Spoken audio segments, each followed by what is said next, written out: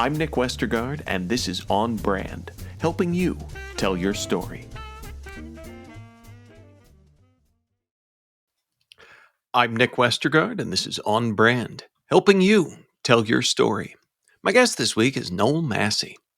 Noel Massie is the former Vice President of U.S. Operations at UPS and author of the new book, Congrats, You've Been Promoted.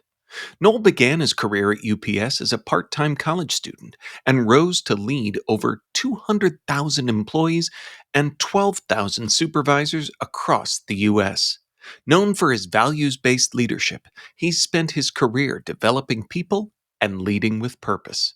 Now retired, Noel continues that work by mentoring young leaders and serving on the boards of major organizations, including the Annenberg Foundation and the Los Angeles Urban League. My interview with Noel Massie is coming right up.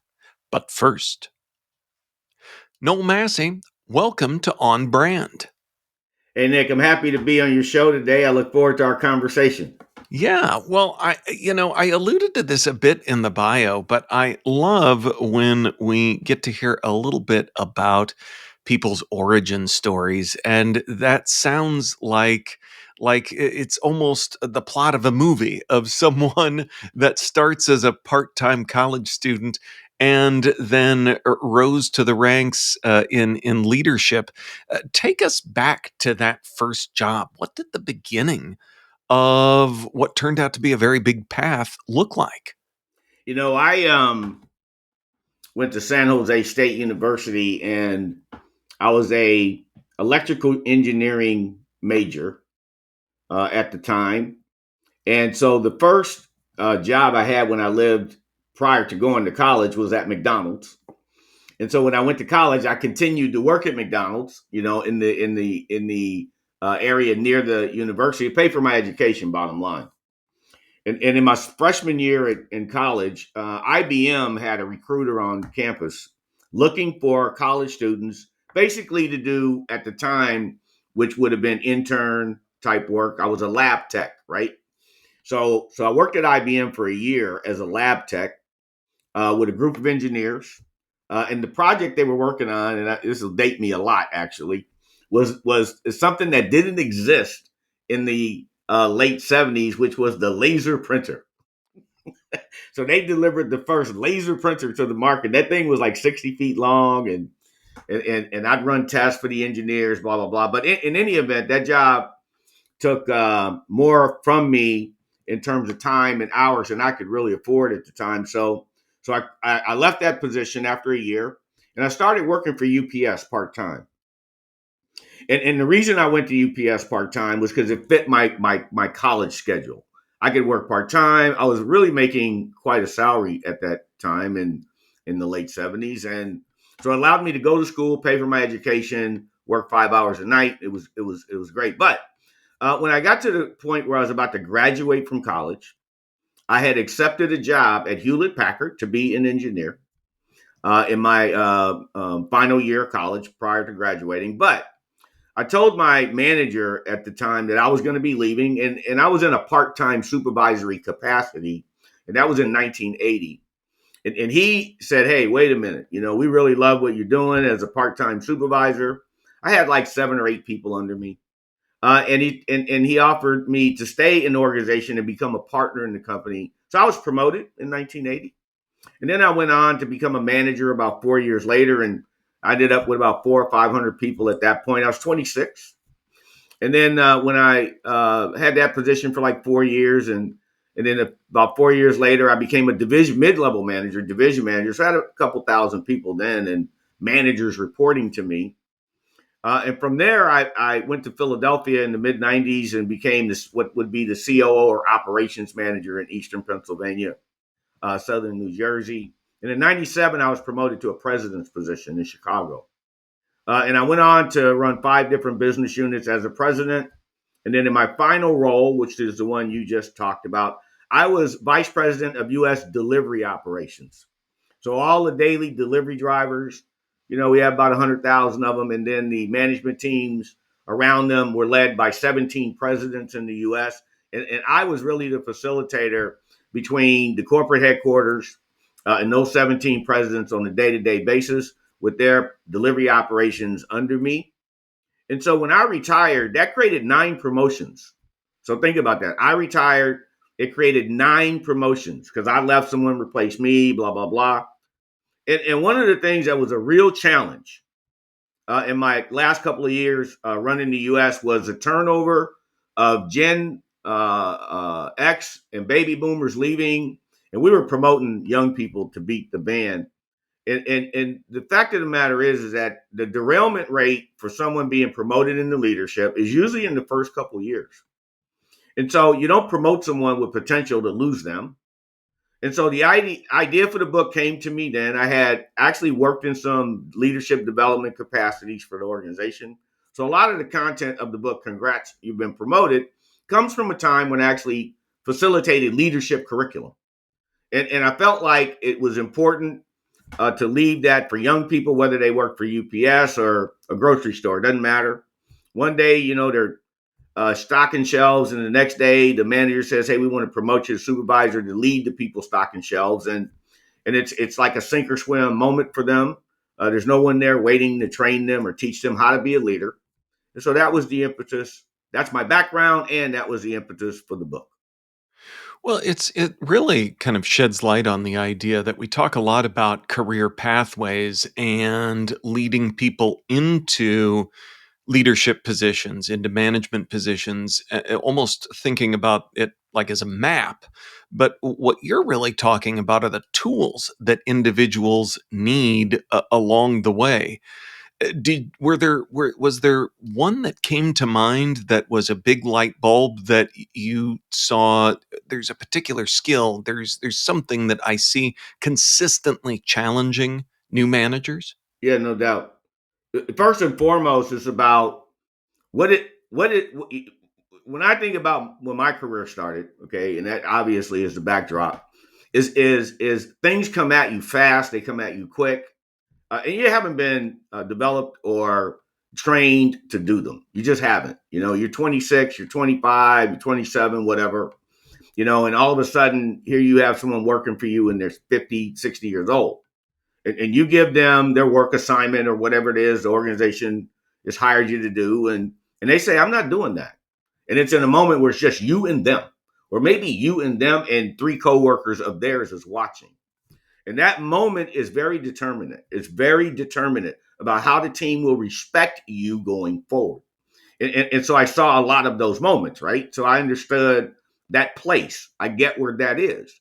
And when you look at leadership development content, in the fact of the matter is most of it is aimed at people that want to be entrepreneurs, CEOs, how to get wealthy, blah, blah, blah. But none of it says, here's what you do when someone comes at you hot, their check is wrong, they have an issue, they feel like they've been treated unfairly. In that moment, in that split second, how do you handle it? So in my book, it's very tactical. I teach skill sets. The 4x5 method is an example of that. It's a method, it's a structure. It gives that person what to do in the blink of an eye in that moment. And I know it works because I taught it for decades to other leaders that were on the front lines in the trenches. So I know it works. And then there's another concept called the BEST principle in the book. So the book is 2 parts. Part 1 is value-based, and that's the most important thing. I want to emphasize that. And once you understand the importance of intentional leadership value methodology, because the word intentional is real important. Some things can't be left to chance. Matter of fact, I'll tell you as a leader, most things can't be. And so I want the new leader to understand that day one you get that position, you need to intentionally drive certain value-based agreements or terms and conditions between you and the team. Because that's the foundation of the book, the terms and conditions of value-based leadership. And I use what, you think about terms and conditions. When you buy an airline ticket, you click a box, terms and conditions. You park your car in a parking lot, terms and conditions. They go, "Hey, if your car gets broken into, don't call us." That's the terms and conditions. You get a warranty, terms and but people have terms and conditions. Nick, you have them. If I were to say to you, Nick, I want you to write down 5 non-negotiables that must exist between you and who you work with or for, you're going to write down some really basic things like they need to be honest with me, they need to show me respect, They need to listen when I have something to say. They're going to be really basic. But the problem in most organizations with the CEOs all the way down to the front line is they don't intentionally frame that for the people. So if you're a leader, day one, you meet your team, it's 9 or 10 people. You have to introduce yourself, right? You do it as a group first. But then in the book, I talk about doing it individually, right? Don't think that meeting Nick with 10 other people gets it done. No, you need to plan in your first couple of weeks. Hey, Nick, when do you have some time so we can sit down and have coffee? And that's when you get to really know him. And you say, okay, here are the terms and conditions I'm going to operate under, Nick. You never have to question if I'm going to have integrity, and I'm going to expect the group to have integrity, because that's really a foundational leadership principle, integrity. And the other thing, you get to talk to Nick, and it might not be as direct as you hear me saying, but in the way it needs to be done, ethics are really important to me. If it's not ethical, we're not doing it. And if you ever believe, Nick, that we got some unethical stuff happening, I want to know. Let me know. If you feel like fairness is a problem, I want to know. Let me know. So you're establishing a baseline with Nick, right? Immediately. Not letting it go for 3 months and something bad happens and Nick's questioning. And the important part of what I'm saying is I also want leaders, the business owner who's hiring leaders, to understand that trust is not just the absence, that trust isn't just the emergence of distrust. I mean, when you're building trust, the way that you do that with people is they need to understand you are true to your word, and you have to say it. And Nick, I'll always keep my word if I ever make a commitment to you. That's how you start developing that value system. And then in part two, of course, I teach the person how to execute on it with the principles you heard me talk about earlier. So you mentioned earlier that, if we were to ask about values, and that's an idea that a lot of us nod along to. And like you said, a lot of us can pretty quickly come up with some basic ones. How do you get to beyond scratching the surface? What values are most important for you to communicate in your work as a leader? As I mentioned a minute ago, that the foundation of the value based leadership principles that I worked under for 40 years, and I know they work, is establishing how we're going to frame the day to day life, right? So if you look at any survey you want around ethics, you're going to find that over 30 to 40% of people in today's 2025 workplace believes at some point they were asked to do something unethical. That's a big number. So that's like right now, 40% say, yep, things have come up in my job where being unethical was okay. Well, when you're a leader, you have to say there's some non negotiables. And I talked about them. And integrity is really important. When people know you have integrity, that value alone will get them on your side. That value is the most critical of all the value equation pieces. And then ethics. And I tell stories in the book, and I give examples of situations. So it's real. They're real life. These things happened. Here were the outcomes. I saw them up close, blah, blah, blah. And so that's how you get people over the hump of who you are as a person, as a leader, who you are. And I I talked about how I tell stories in the book regarding these things to make them real. And people can identify with that. I have a number of young mentees that candidly, as I was writing the book, which took 3 years, that I could run things by them. They would talk to me about their day-to-day lives. And so a lot of the situations are real.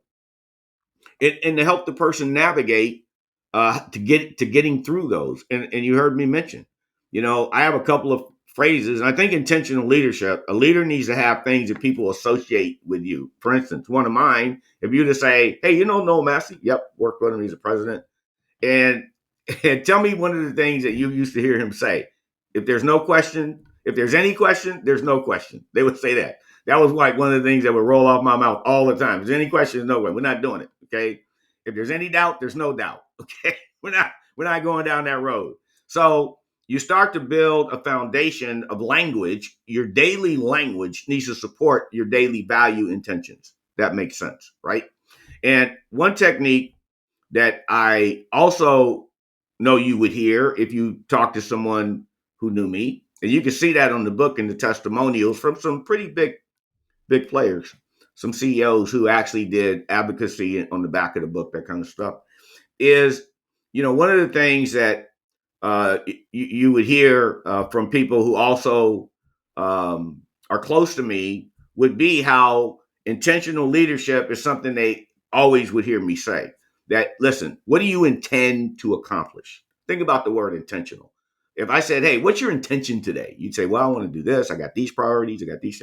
Okay, so with a leadership group, who are you developing? How are you developing the team? Because you're the coach. Because leadership is coaching. And at its very basic nature, the leadership is the ability to influence the behavior of a group or an individual without coercion. Okay, that's really important. Because once you go down the coercion road, you've left the room of leadership. Okay, so that's hopefully something that answers what you just asked. So you mentioned stories as a tool that you use in the book and in leadership.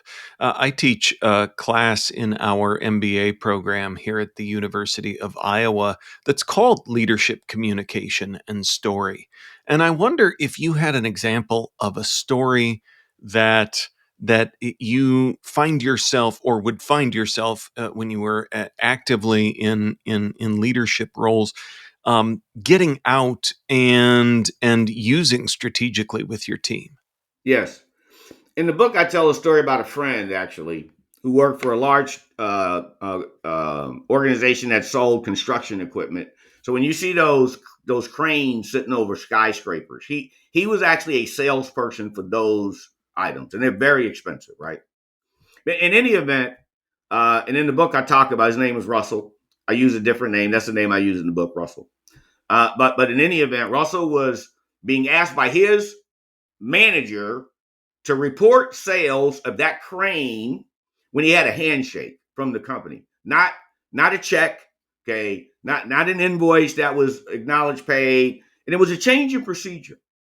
So Russell was really uncomfortable with that. When I was chairman of the board of the LA Chamber of Commerce, because I was chairman of the board of the Los Angeles Chamber of Commerce in the mid 2000s, mid 20 teens, anyway, 2014, 2015. He sat on that board and he said, "Hey, no, do you have a moment?" Because one of the things he heard me talk about all the time was value-based leadership, integrity, ethics, blah, blah, blah. So he heard me talk about that stuff. He said, "Can we have coffee?" So we had coffee. And he told me the story about what his manager's doing. And I said, "Russell, did anyone hear him say that to you?" And he was like, "Well, no." I said, "There's a reason for that, Russell. Okay. Because when there's a trial, you're the one that reported something sold. It wasn't, not him. Okay. And he can just deny that he asked you to do it. Okay. Because he's probably getting pressure to hit his numbers." I said, "So here's what you need to do to manage through that circumstance. You go get with him and you say, okay, listen, if there's a procedure change, I want to see it.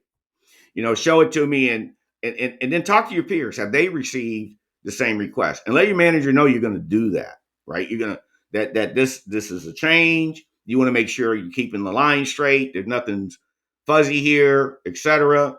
I said, so sit down with him and let him know that you are uncomfortable with this request unless you see documentation. He did that. And the manager removed the request, right? He was like, "Hey, just leave it the way it was. Don't worry about it, blah, blah, blah." So he calls me the day after that meeting, goes, "Hey, thank you very much." He goes, "I was really nervous about that." I say, "Hey, Russell, when you are uncomfortable in your life with something, think about when you've gotten uncomfortable. That's what discomfort is telling. It's uncomfortable. And when things are uncomfortable, what do you normally do in your regular life?" He goes, "Well, I look for comfort. I try, if I'm wearing an uncomfortable shirt, I take it off." Right. I said, so if it's uncomfortable, don't do it. Get other people in the boat. Don't go it alone. Don't feel uncomfortable. Announce the issue, because I saw that many times in my 40 years with people. And that's the answer to the test, is when you're uncomfortable and you keep going, okay, that's on you 100%. Okay.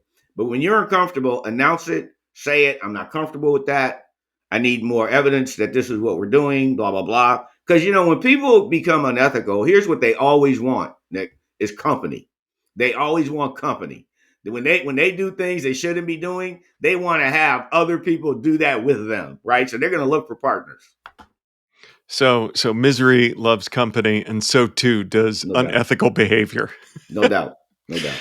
So values, ethics, integrity, these are big topics. And you've led some big teams the size of small cities.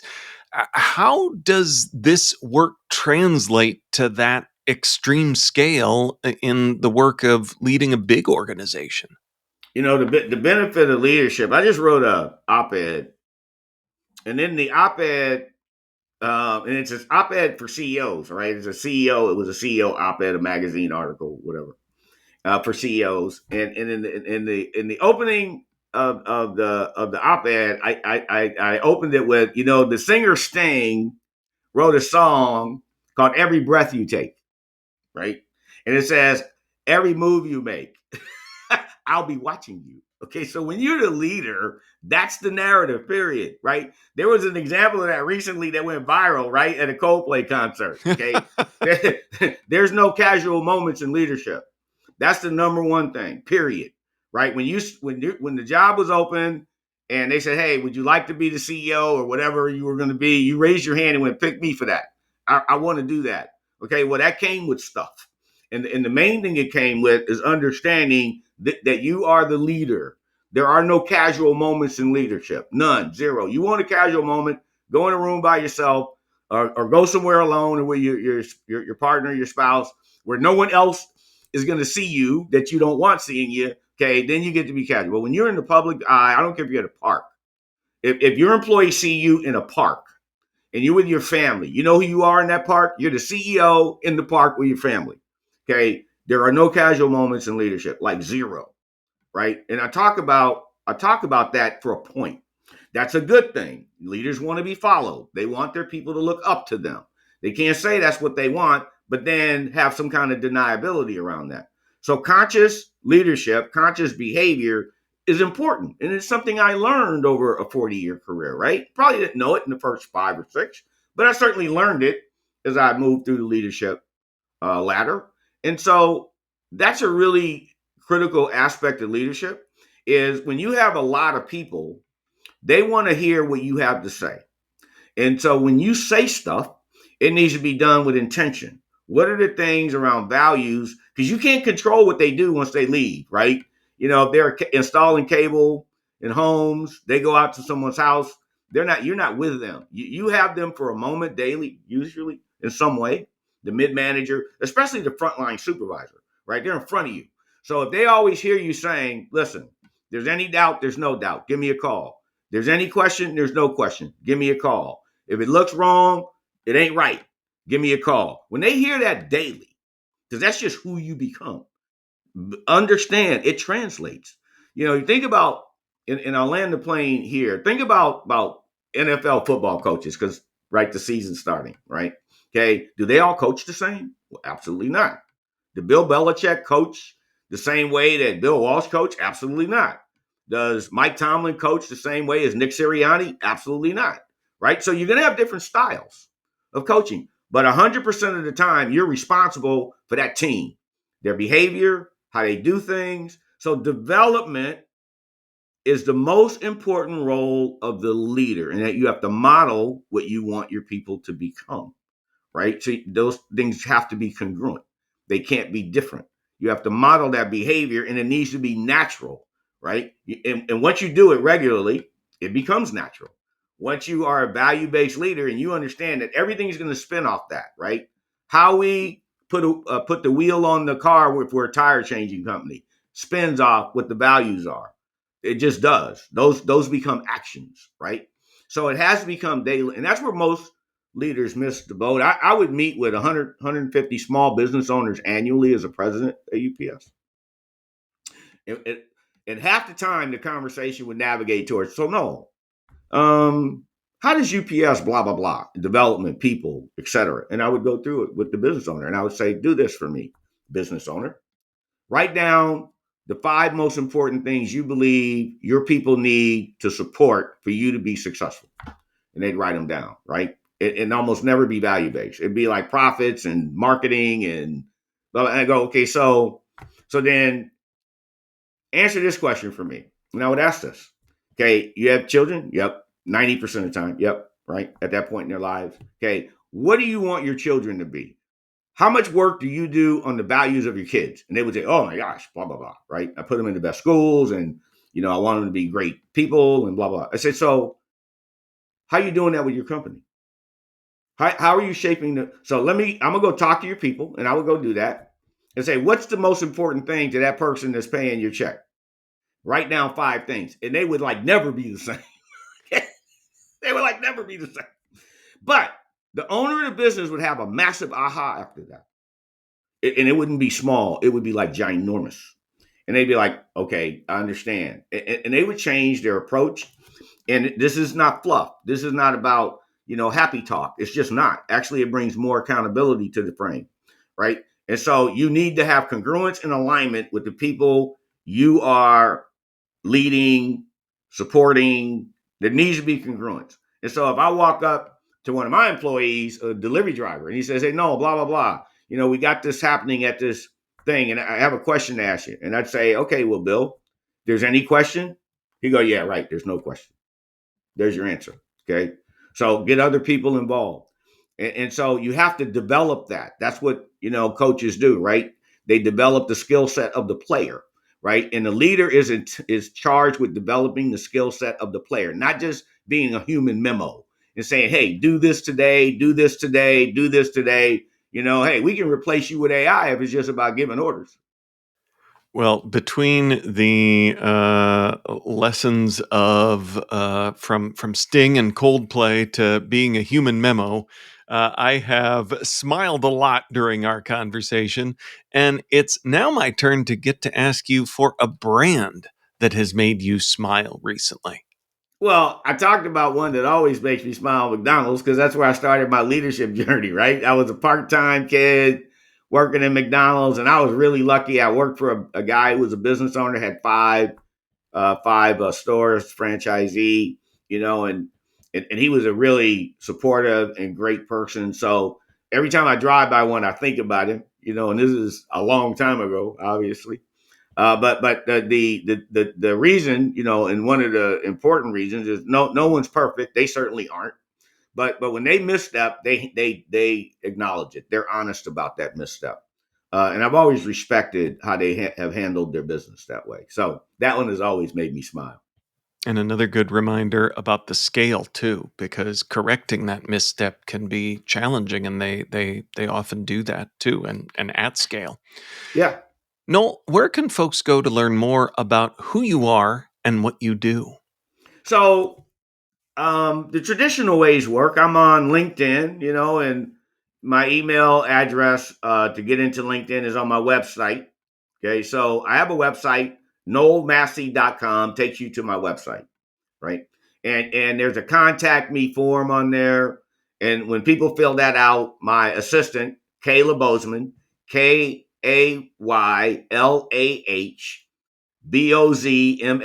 Bozeman at gmail.com. She will respond to any and all individuals that want to have a conversation. We have a couple of things we offer, buy a book, we do seminars, those kind of things, executive coaching. So that's how you can reach me. And you can also see the book on Amazon. It's in Barnes and Noble. The publisher is Simon & Schuster. Mission Driven Press handles that. They're an arm of Simon & Schuster. But so far, the reviews have been really good. It took me 3.5 years to write it. It's kind of surreal, to be honest with you, to actually see that it's doing really well, and it's gotten some great reviews. And so we're happy, that way. But that's how they can contact me, is noelmassie.com. Just go there, or on LinkedIn. I'll respond on LinkedIn just as well. Awesome. Well, we'll link up to all of that in our show notes, which folks can find at onbrandpodcast.com. Noel Massie, thanks for being on brand with us. Well, thanks for having me. It was a great discussion. I appreciate it, Nick. On Brand is part of the Marketing Podcast Network. If you like what you're hearing, if we've made you smile, you can always listen free on Spotify, Apple Podcasts, or whatever your favorite platform may be. And please take a moment and rate and review the podcast to help others find the show. Until next week, I'm Nick Westergaard, and I'll see you on the internet.